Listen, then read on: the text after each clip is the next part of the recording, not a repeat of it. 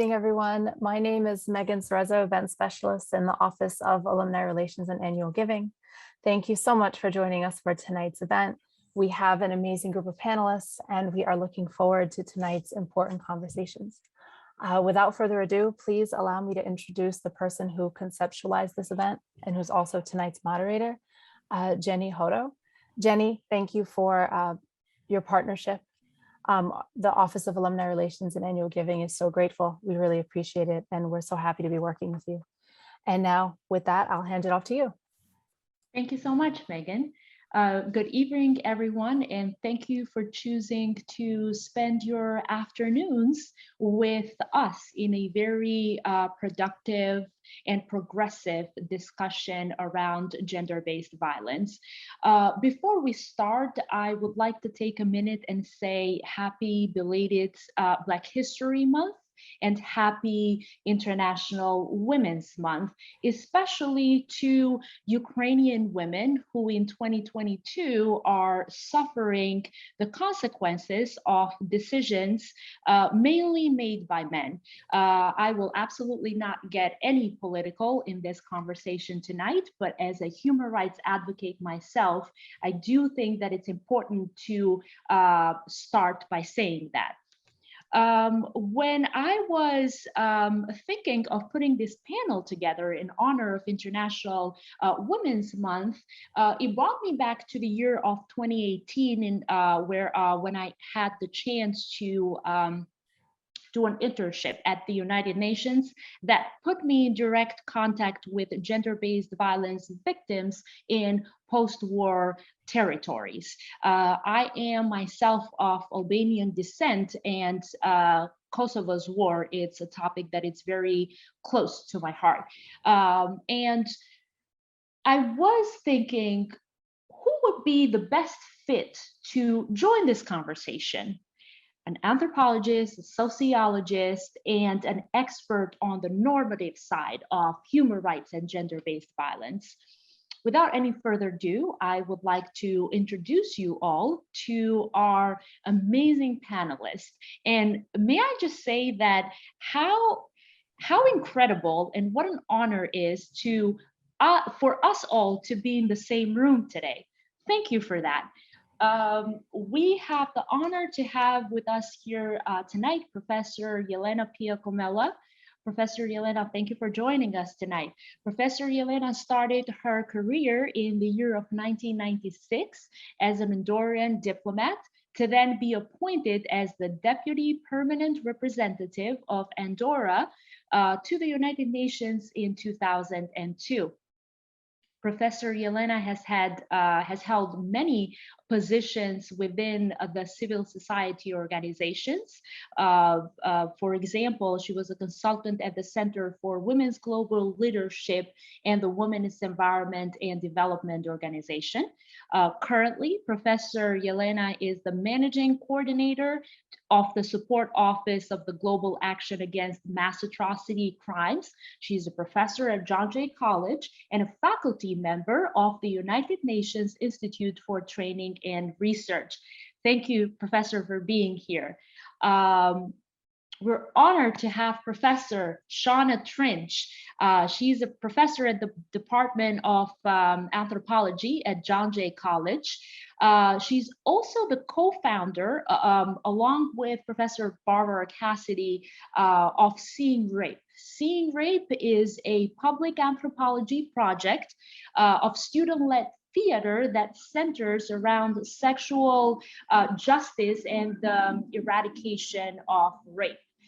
To date, Seeing Rape has produced and directed more than 100 plays written by more than 120 different students and has an audience of more than 20,000 people. I myself was honored in the year of 2020 to be part of one of the talkback panels. It's incredible to see what students have to say through their art for sexual justice. Last but not least, we're honored to have Professor Amy Adamsick. Professor Amy is a professor at sociology. He's a professor of sociology at John Jay College of Criminal Justice and the programs of doctoral study in sociology and criminal justice at the Graduate Center. Professor Amy received her PhD in 2005 from the Pennsylvania State University. She holds master's degrees from the University of Chicago and the Graduate Center, and she completed her bachelor's degree at Hunter College. In the year of 2020 to 2021, she was the interim deputy executive officer for the program of doctoral studies in criminal justice at the Graduate Center. Professor Amy's research focuses on how different contexts and personal beliefs shape people's deviant, criminal, and health-related attitudes and behaviors. Great bias, amazing bias. I'm so inspired and so honored to have this conversation with you tonight. So thank you again. Without any further ado, I would like to, Professor Amy, start with you in regards to a topic that it's very sensitive around the globe, and that's abortion. You wrote an article on examining the public opinion about abortion, in which it cited that abortion became legal almost 4 decades ago, and yet Americans are so divided over its acceptability. Is there any intersectionality between abortion and violence against women? And if you could explore the relationship between the two. Thank you. And thank you so much for having me here. I'm so excited to be a part of this excellent panel. So thank you. Yeah, I think that this is a way to keep people in their place, especially with regards to race and gender. As an extension of that previous work, I've been doing a lot of interviews, both in the United States and China, about the factors that shape people's views about abortion. And when I talk to the many people I've been interviewing, including a lot of abortion doctors, policymakers, religious individuals, scholars, many of them mention over and over again that, especially in the United States, this is a way to try to control women. This is a way of trying to keep them in a particular place. And that certainly was a part of the early discussion in this context when we were first talking about Roe versus Wade. And it continues to be a really important part of the puzzle. You know, unlike a lot of other attitudes, views about abortion have really not changed much in many, many years. And I think part of that might have to do with this very strong discourse of wanting to control women's bodies, wanting to control where they're at, wanting to control what it is that they're allowed to do. And certainly there's some really relevant segues with violence with regards to women in that same vein.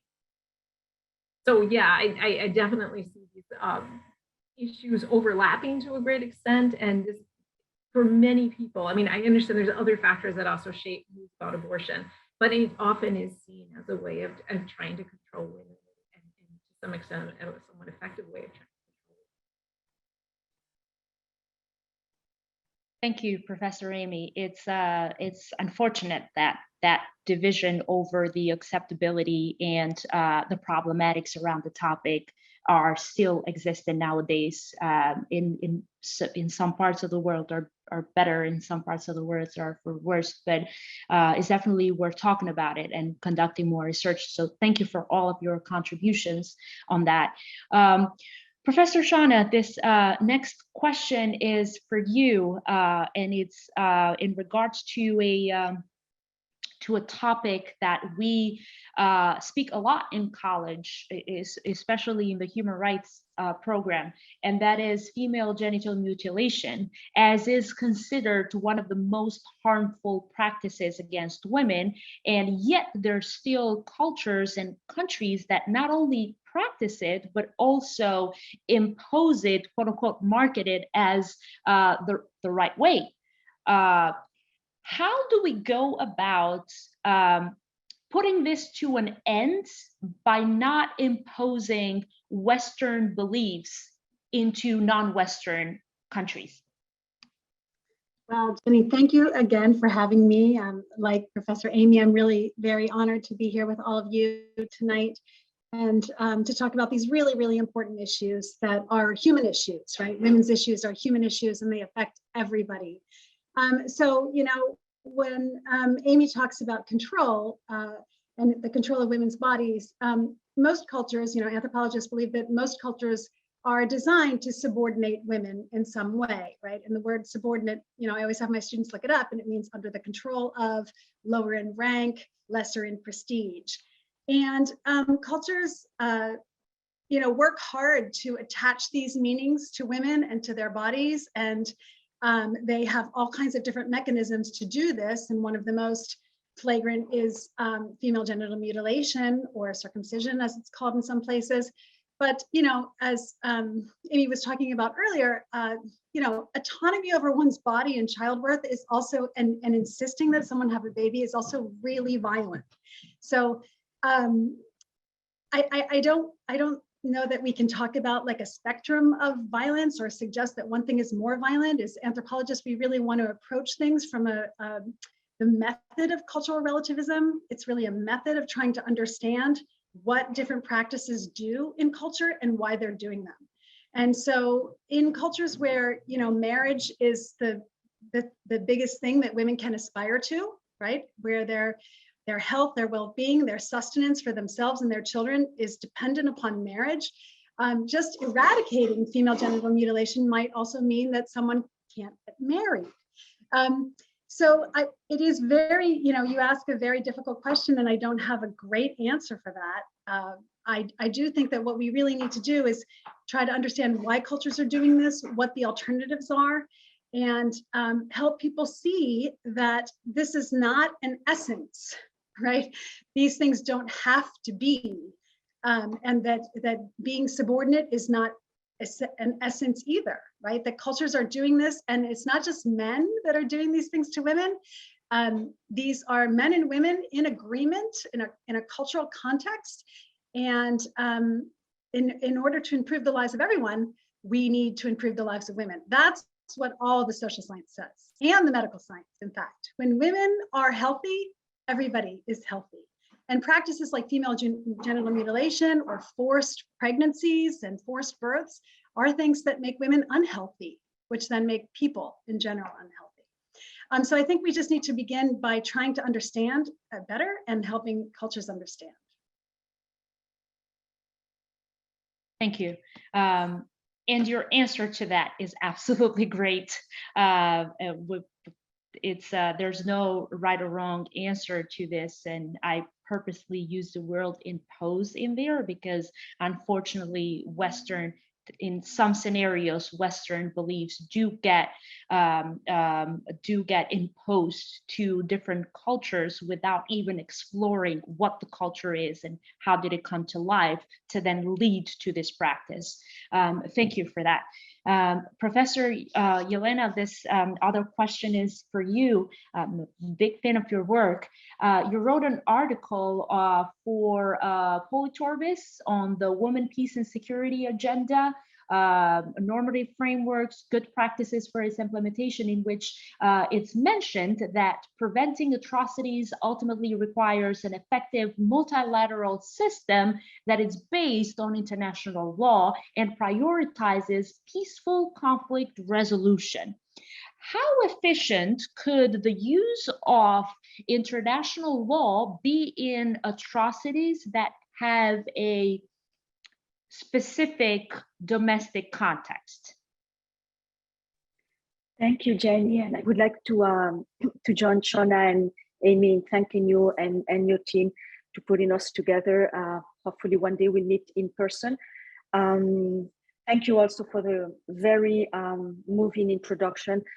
Today we have to honor survivors and victims of sexual and gender-based violence. And we'll do our best just to remember and support their resilience.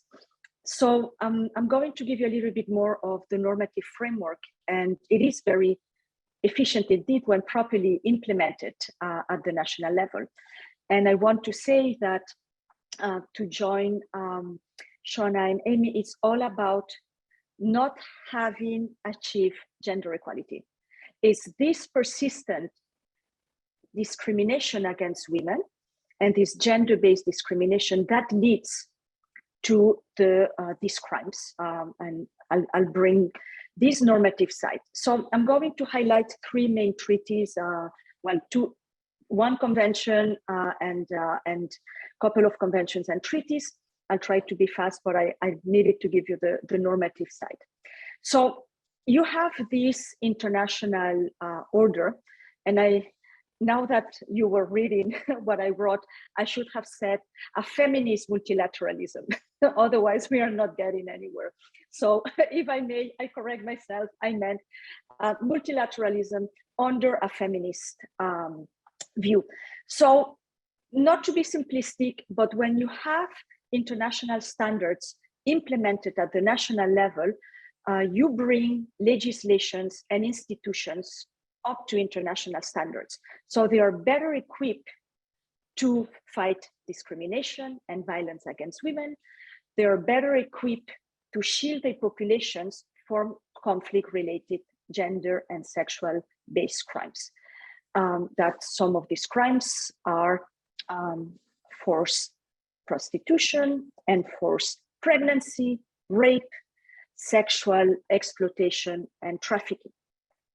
So we're talking about gross violations. We are at the end of this nexus of gross violation and discrimination against women and men, because it has the gender-based aspect. So let's take the Convention on the Elimination of All Forms of Discrimination Against Women, CEDAW. So CEDAW, not very strong language in its provisions about criminalizing sexual and gender-based violence, but it's more on the human rights focus and focusing on gender equality and discrimination against women, including genital mutilation. So by implementing not only the provisions of the CEDAW Convention, but when a state party ratifies CEDAW, is part of this examination of the CEDAW Experts Committee. So you have to submit a national report, and the committee can say, well, you have this practice of women not being equal to the law, you have genital mutilation, you have to end it, because it could lead, of course, to further discrimination. Now, CEDAW, not only as a convention, but like any other treaty as a whole system, can really help national legislations and institutions to be brought to speed and criminalize rape, right? There's the 19 April report on the need to criminalize rape of last year of the special rapporteur on sexual violence, which is a branch, I would say, of the CEDAW treaty body. And the report provides recommendations, supports and encourages the process of review, and of course, to criminalize rape. There's a new initiative that has been launched also by the Special Rapporteur of the Human Rights Council on violence against women, which is to bring a framework, a legislative framework that would help national states to criminalize rape up to international standards, not only as elements of war crimes, crimes against humanity and genocide, but also rape as a crime. Now you have the Geneva Conventions, which are the mother conventions of international humanitarian law, and specifically the fourth Geneva Convention, which is relative to the protection of civilian persons in time of war. And this is the convention, if I may say, Jenny, that will help, if ever, bring accountability to some of the war crimes that are already happening in Ukraine, and possibly crimes against humanity. So this convention, like the Geneva Convention, like the CEDAW Convention, my apologies, when it's fully implemented, it equips the state with programs of training for the military. It reinforces the code of conduct and code of ethics of the military to include rape and other forms of sexual violence as punishable by law, right? So last but not least, the key landmark, I would say, treaty is the Rome Statute. right? Because the Geneva Conventions, they don't criminalize specifically all these crimes, rape and forced pregnancy, etc. And also they only constitute as an element of war crime. The Rome Statute criminalizes sexual and gender-based violence as war crimes, crimes against humanity, and genocide. So it is very important to spell out what are we talking about. Otherwise, you cannot prevent it, you cannot investigate it, you cannot prosecute it. But it is very important to domesticate the gender provisions of the Rome Statute at the national level. So then you have your national courts being able to try perpetrators of conflict-related sexual and gender-based violence. Also, there's a little bit of a difference that even though sexual and gender-based violence occurs in conflict, that doesn't mean that they amount for war crimes, crimes against humanity, or genocide. But they still constitute a crime. So that's why you do have all these international law system, not ideal in terms of feminism, not ideal because it's very binary, it's on the binary model. However, when fully implemented, then you can criminalize this violence and end it. Thank you. Thank you so much, Professor Jelena. And while you were touching on the treatise and the convention, it brought me back to all of my human rights classes, and many other questions popped in my head. So I would I would take a moment and encourage everyone who's following us on the live stream that if you have any questions, please drop them in the Q&A. Professor Amy, I'm going to come back to you with another question on gender equality.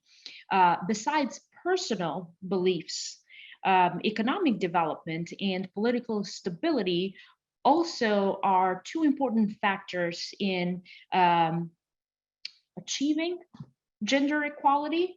Where do we stand on a global level on this matter, realistically speaking? Absolutely.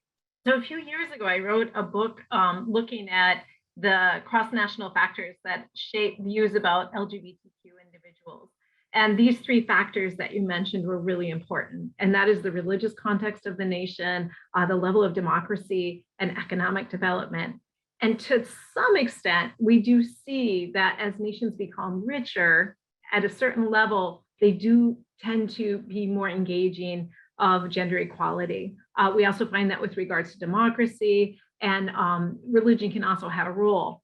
But one of the things my book found, and this is definitely related to how gender equality moves, is that it's not always linear. So for example, there's a lot of nations in Africa that have become much richer relative to where they were at maybe even 20 or 30 years ago. But there's been some backlashes against LGBTQ individuals, gender equality more generally, and with some good reasons. To some extent, some of these nations have felt very bullied by the West, that you have to have these principles or we're gonna take funding from you. And there has been some pushback. Same thing with regards to religion. I don't think religion is going away anytime soon. The world is not destined just to become more secular. We see that over and over and over again.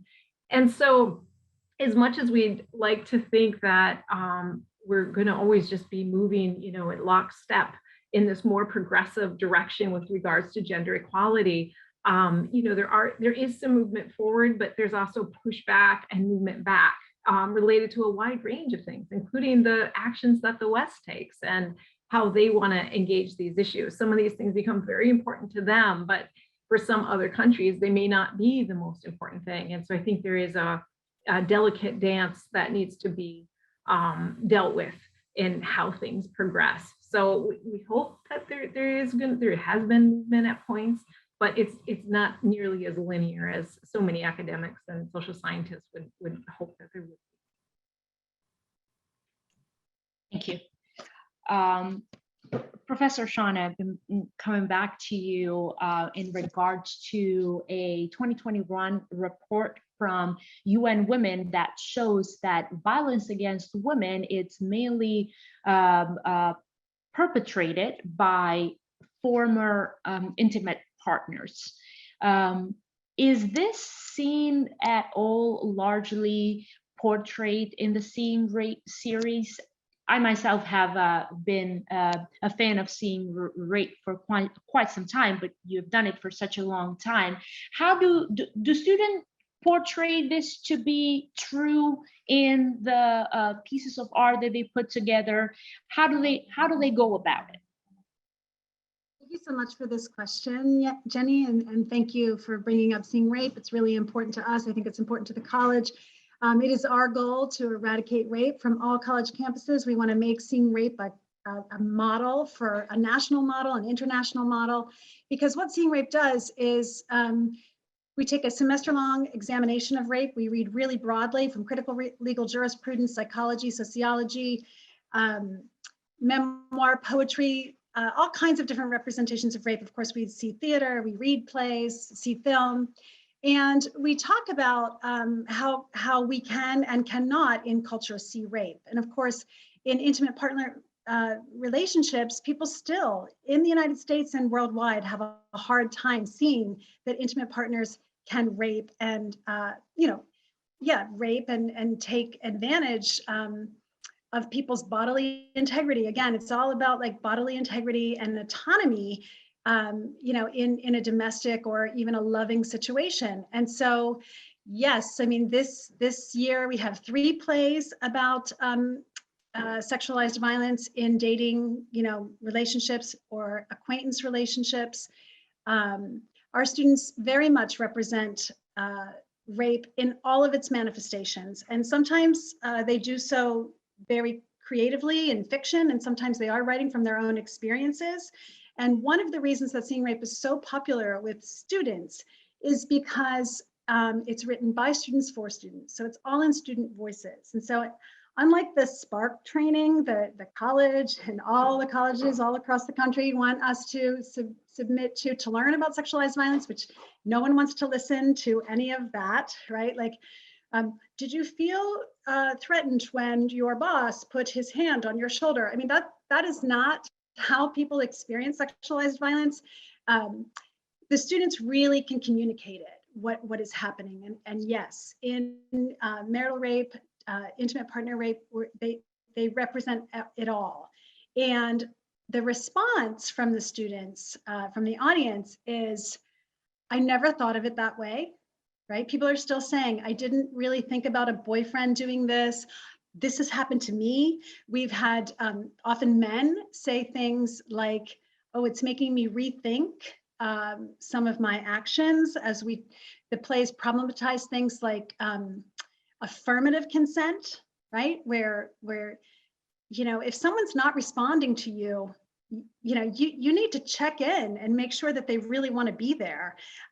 So we problematize all of this in the plays, and I think that the plays don't at all condescend to the students. They talk about sexuality and sexualized violence in the terms that students talk about them.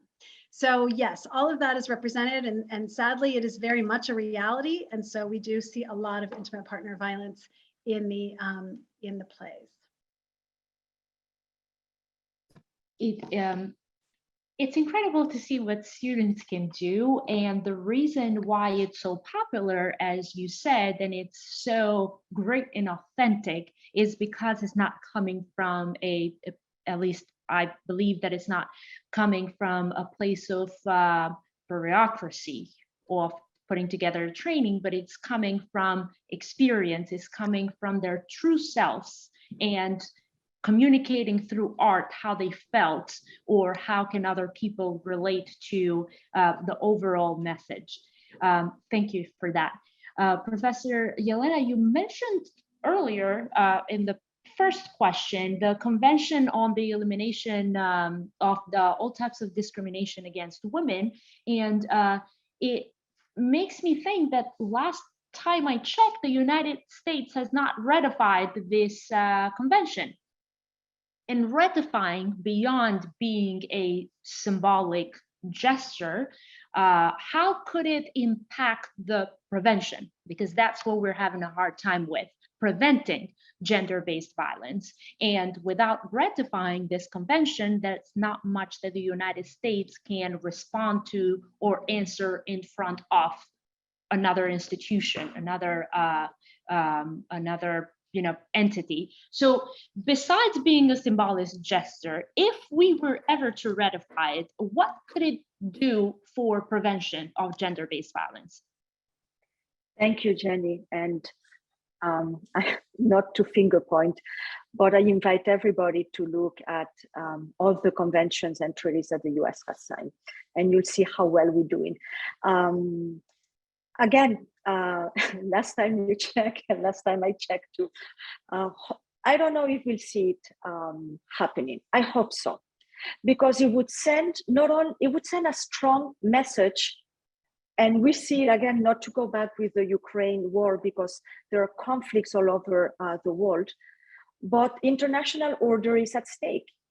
And not signing one of the landmark conventions, what does it say? That we are not on this all together, and we have to be.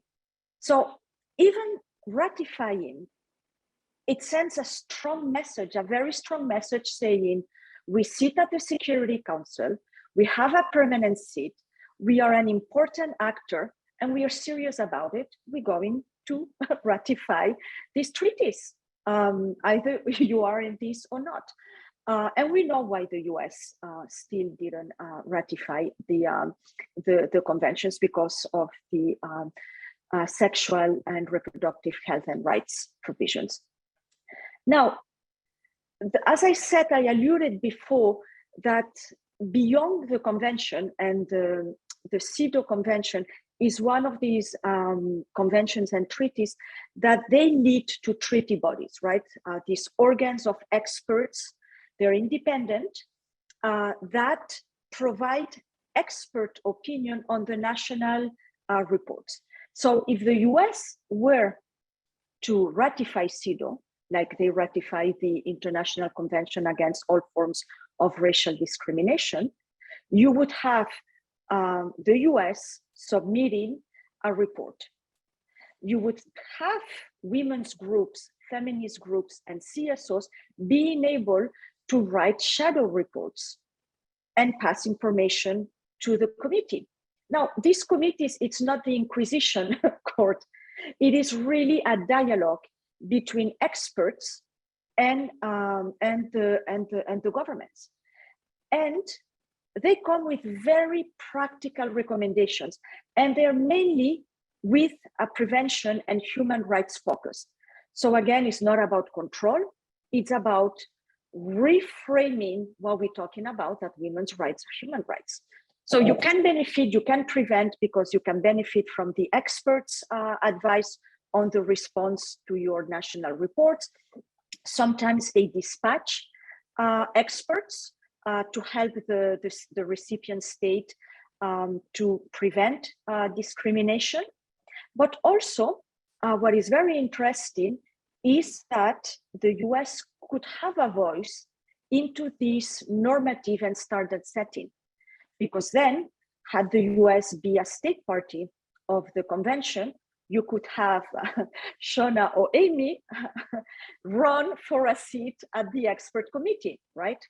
And that gives you a lot of power, not only to prevent sexual and gender-based violence at home, but to prevent it around the world. So hopefully one day we'll ratify it. But I have to say that even though the US hasn't ratified it, you can still do a lot in terms of prevention. And Shona and Amy, they alluded to some of the initiatives, right? But what we need is to ensure that the legislations enacted are going forward, and unfortunately not backwards, because in the US, that's what we see. Unfortunately, we're going backwards. So having, I would say, like an international monitoring mechanism to put that extra pressure domestically, it wouldn't hurt. I go back to, it's not the convention that you asked me, but the US you know, they are a member, they're a state party to the Convention on the Elimination of All Forms of Racial Discrimination. The committee of this convention, and now there's like a prime American expert who run again, and she's elected. But this committee issue recommendations and calls to actions to the former government because they were very concerned about the brutality against African Americans by law enforcement, right? So you could have a CEDAW issuing maybe a call to action to end domestic violence, right? So again, it doesn't hurt to be part of these international standards. And if I may, coming originally from a very small country, especially when you sit at the Security Council and you have the veto power, you have to be up to these standards. Thank you. Thank you, Professor Yelena. You could visually see me doing this in everything that you said, because I myself come from a very small country, and having a seat at the Security Council is so powerful, yet it feels so powerless in certain issues where there's no will to make a change. I'm so inspired by this conversation.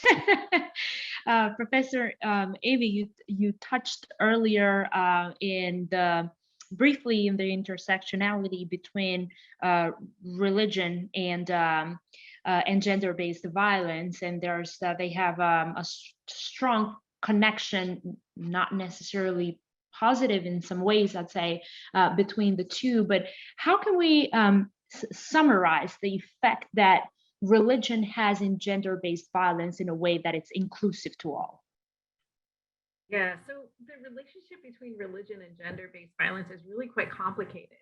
So what we do know is that often people who are more religious tend to be more likely to engage in healthy behaviors. They tend to be less violent. They tend to be less likely to engage in certain criminal behaviors. We find a lot of really great things that religion can do. At the same time, there are studies that find that religion has led people to endorse attitudes and behaviors and views that support gender-based violence. And relatedly, unfortunately, religious institutions are sometimes perpetuating these same views, or they're putting up barriers that make it very difficult for women to leave problematic relationships. So a really great example is the Catholic Church. Historically, they've been opposed to divorce. In Chile, for example, divorce wasn't allowed until 2004. What this meant is that for decades, the church limited the ability of women to leave abusive relationships. And you can just imagine how difficult that would be if you're in that country. So, most countries now, I think all but maybe just a few, allow for divorce, but you can see how easily the religious context of a nation can affect things like intimate partner violence, and how religious institutions can affect policies that can then perpetuate certain images or restrain people's abilities to leave or affect women. So the relationship is very complicated, because I do know religion can be really quite wonderful for some people, but there's certainly this other, completely other different side to this that has been a real challenge for us. Thank you. Professor Shauna, the healthcare system is a tool to prevent violence, but yet in the United States, the layers of discrimination within the healthcare system are many, but race being the largest one. How realistic is the ambition of putting gender-based violence to an end while the race element progressively remains unaddressed? Yeah, these are really wonderful and difficult and complicated questions. I mean, I am an optimist, so I do not believe that things like racism and sexism, heteropatriarchy, heteronormativity, these things are not essential. They are not inevitable. And we are sapiens, so we can change all of this, but we do have to have the will. So I know Yelena has used that word, is there will. And without addressing racism, we will not be able to address sexism and adequately, because I think we are learning more and more how racism supports white supremacy and how white supremacy supports patriarchy. And these things are so interconnected, right? And Black feminism is bringing us so much data, so much evidence, so much history that this nation needs to recover, and in order to make some serious and important changes. And for anyone who thinks that ideas aren't important, or that the work that we do at universities isn't important, they need only look at what is happening to things like critical race theory now in the United States. They need only look at the book banning that is occurring in the United States, because ideas are powerful. And when people have knowledge and they have a more complete view of history, they do start to change. And I think that, you know, the backlash that Amy referred to a couple of minutes ago, it comes fiercely when white supremacy and patriarchy look like they're losing ground. So we have to stay committed. We have to engage in the fight. And I know you're talking about healthcare in particular, but we could talk about this, you know, in any context. I observed a colleague of mine today, Professor Hong Schaller, and she was talking about settler colonialism and Indigenous women and Indigenous women's bodies, and how settler colonialism has been a terrible thing for Indigenous women, you know, both within and outside of their communities. So the health and welfare of women, I mean, I can't stress this enough. It is the foundation for all cultures. And until we start to value women more across the board, and also recognize how white supremacy is keeping women in their place, and you know, we talk about these war crimes and how women's bodies are used in colonization processes. I mean, all of this needs to be spelled out, taught, and well understood, because it's very, very complicated. But I am an optimist. I do believe that ideas change the world, and I do believe that we just have to keep at it. And what we do every day in talking about these things, I know, you know, is powerful. It's powerful and can be life-changing. So we have to keep working at it. Thank you so much, and for everyone that is joining the live stream, if there's and for myself as well, and for everyone who's going to watch the recording afterwards, if there is anything that we could leave this panel discussion from today, is to remember exactly what you said, Professor Shauna, that we cannot address sexism without addressing racism first in the United States. Thank you for that. Professor Yelena, while recognizing that sexual violence is broadly weaponized during a conflict, armed or whatnot, it's certainly not the only violation experienced. How do we, from a normative point of view, how do we ensure inclusivity for all gender-based violations?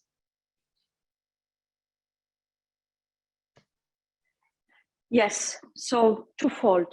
The normative, as I said at the beginning, international law is based on the binary. So a huge gap, right? Because then you don't have gender perspective as gender.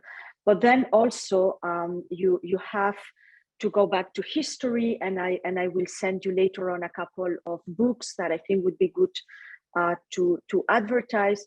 But while sexual and gender-based violence has been rampant during conflict, and it's not a collateral of war, thank God now it's understood like a crime, the paradox is that it's been under-prosecuted.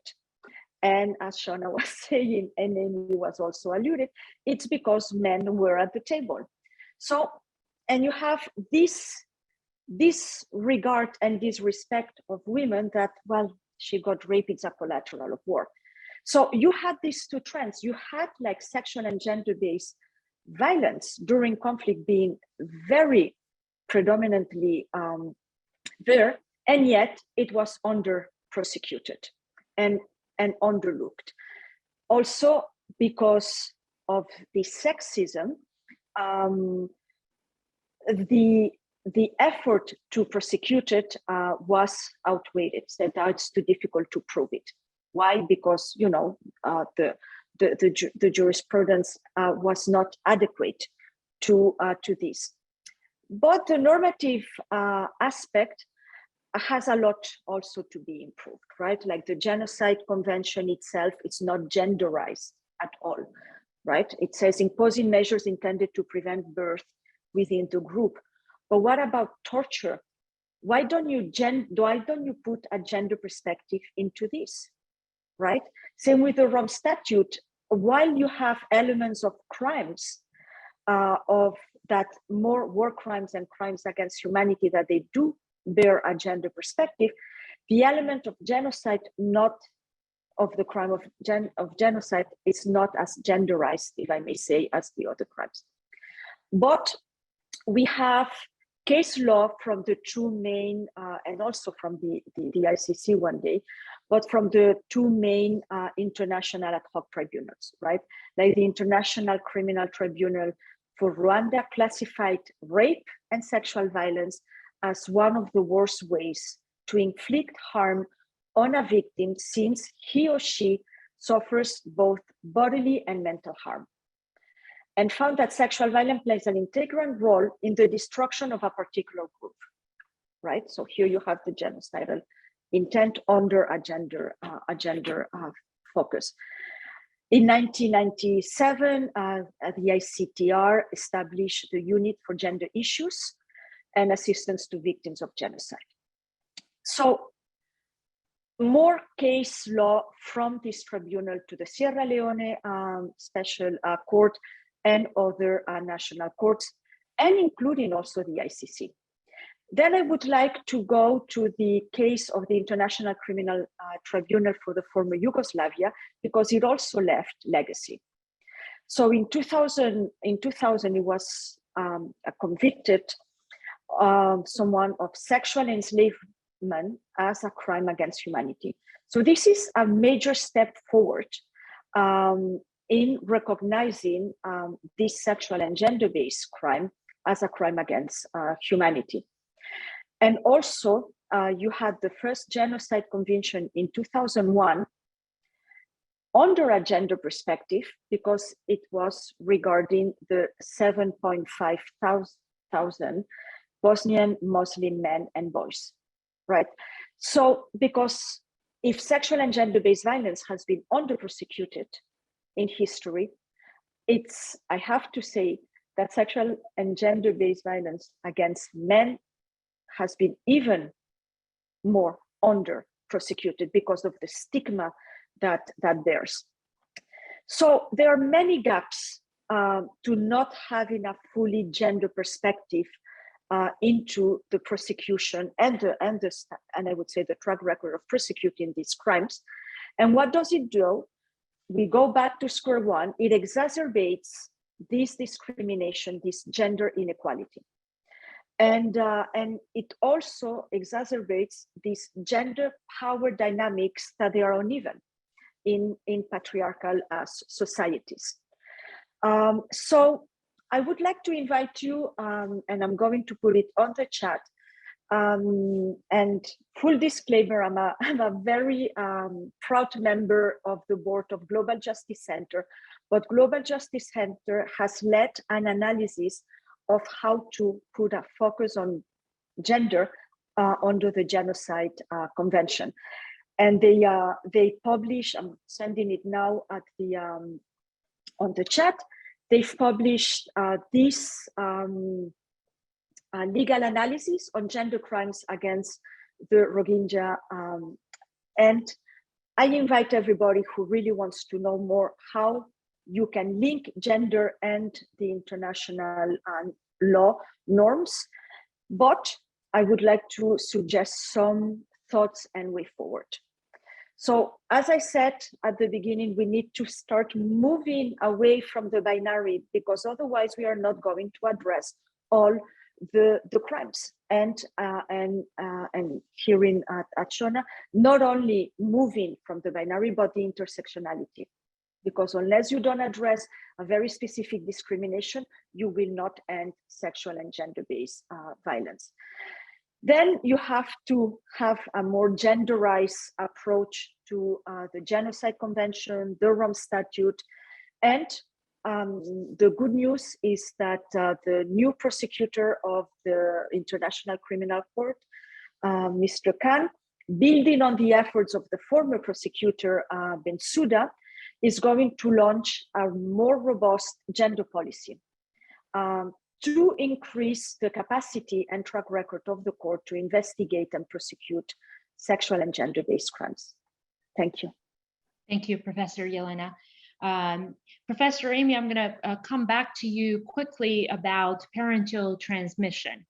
In one of your books, Handing Down the Faith, you mentioned that the most important influence shaping the religious and spiritual lives of teenagers, children, and the youth in general is their parents. And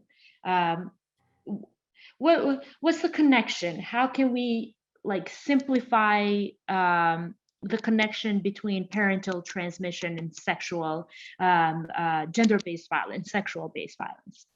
Yeah, absolutely. So with the book Handing Down the Faith, we interviewed over 200 parents across the United States about how they transmit religious belief to their children and also the values related to that. One of our key findings is that two-way conversations were incredibly important for transmitting values from one generation to the next.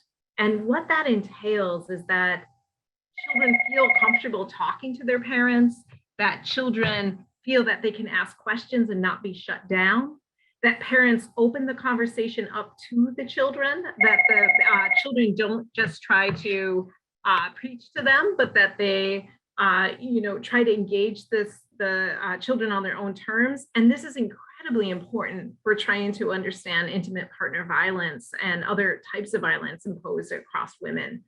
So that is a way where I think we can have a big influence, is through parents, since they have such an incredibly important role. I couldn't agree more.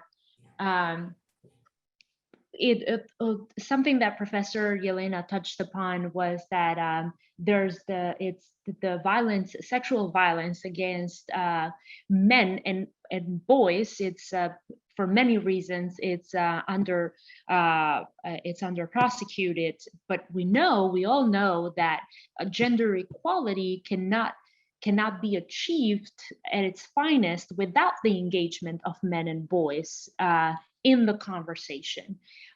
So going back to seeing rape, is this, Professor Shauna, is what's the response of engaging in this topic inside a classroom and in the project of Seeing Rape? Well, we usually teach two sections of Seeing Rape. We have over the years, and we have about 72 students. And some years, half of the students are men. And some years we have more women than men. We never have more men than women in the class. And we also have non-binary people as well. But it's really important for us to involve men. I mean, you're absolutely right that the way that you say that, we are not going to undo gender-related violence. Women alone are not going to do that, just like African Americans are not going to undo racism. Like, we all need to participate in these projects. And talking, when Amy's talking about parents, talking to parents about these things, and what I was saying earlier about critical race theory and really understanding the history of race in the United States and the history of gender and the history of settler colonialism.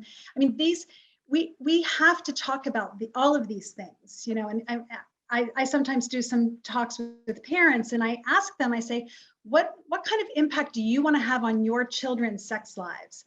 And they'll look at me like, well, I don't want to talk to my children about sex. If I talk to them about sex, then I'm saying that they can have it. And I always say, well, they're going to have it. I mean, again, the data tell us that they're going to have it. So you can either have an impact on this or not. You're making a choice by not talking to them about these things. You're making a choice. And this goes back to, you know, people who say, I don't want to be political. So well, you're making a choice not to be political. We're talking about the distribution and of resources and rights and obligations and duties and responsibilities. And this is always political, all of this. So we can either have a hand in directing it, or we can just leave the status quo as it is. And that doesn't seem to be really good for anybody except for just a few. So we need to talk about all these things. We need to engage everybody and make everyone feel comfortable in talking about it. And one of the great things about Seeing Rape in the class is that our students have told us that we've created a space where it's okay to be, they feel comfortable being uncomfortable, right? These are uncomfortable topics. They're hard to talk about. They make us feel bad. They make us realize that the world is not like this, you know, beautiful place all the time. But it also gives us hope, right? That it can be, and we can all work towards that. So it's very important to engage everybody as much as we can. Thank you. And yes, it's a difficult topic, but the best topics are the ones that are difficult, and we're only going to move forward if we talk about them. Professor Yelena, I had a whole other question for you in regards to genocide and genocide denial, but I do want to be mindful of everybody's time, and I think that if you could, we have in the Q&A section, we have a question by Austin that is asking if America has made progress in the prevention of in preventing sexual assaults worldwide, and if not the United States, is there any country or nation that is leading the charge in protecting women's reproductive rights? If you can just quickly address that. I don't have the champions on top of my head, but I would say that I wouldn't be surprised that those countries who are feminist at essence and who have women leaders, and therefore like a feminist foreign policy, a feminist health policy, such as the Scandinavians, then they could maybe address better this type of violence. I don't have the statistics in front of me. I could search, but I wouldn't be surprised that the countries who rank very high are those countries whose women's rights are fully implemented, right? And that you have women access to justice, to economics, to the political life, but also that sexual and reproductive health and rights are fully respected and implemented. Thank you. Thank you, Professor Yelena, and thank you, Austin, for the question. We've come to an end. Even though if it was up to me, I would spend more than 1 hour for sure talking about this topic. And I can't thank you enough for your time and for being here tonight and talking about these topics that, as Professor Shauna said, are not easy, are not comfortable. Where do we draw the line of what we can ask, what we can't ask, what can be done, what can't be done? So thank you. Roseanne on the other side is proposing that we have a part 2 if the panelists are willing, and I'm always for a part 2. So that's something that we can unfold in the future.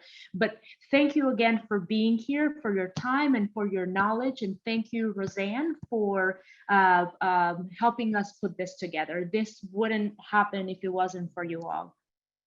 My name is Roseanne Santos. I'm the Director of Alumni Engagement, and I need to give a huge shout out to Jenny. She came to me last year and said, can we do some programming together? And that is the best kind of alum, the alum who wants to help put programming that is meaningful, not only to other alumni, but to our students and the criminal justice community in general. So Jenny, I know you're not going to thank yourself, but I will. So thank you so much to all of you. I am inspired as the parent, as a single parent of a 14-year-old boy. I think daily about many of the issues that you all brought up, and I have a lot, I have a lot to read. And I want to encourage our audience, if you look on the bottom right of your chat, there are 3 little dots. Click on that and save the chat, because we essentially have a really valuable bibliography. And I would encourage you to check some of those links that the professors were talking about. If you're not sure what they were, I cheated a little bit. I was looking at some of it as I was listening, but that's one tool that you have on Zoom to save the chat to your desktop and to learn more. So with that, I will stop. I will wish you all a wonderful rest of the semester. To our audience members, we value your time and thank you for participating in another event in our office.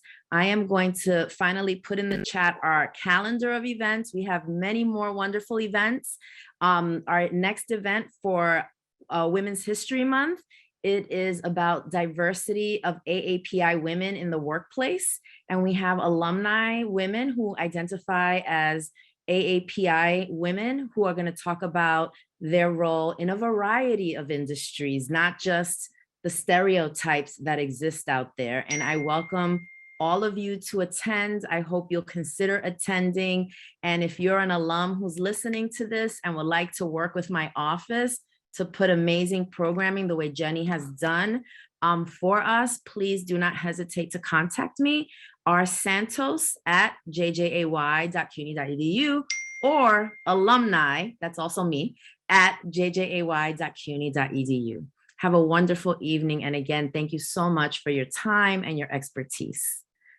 Thank you. Good night. Thank Good you night, very much. everyone. Thank you for having us. Of course.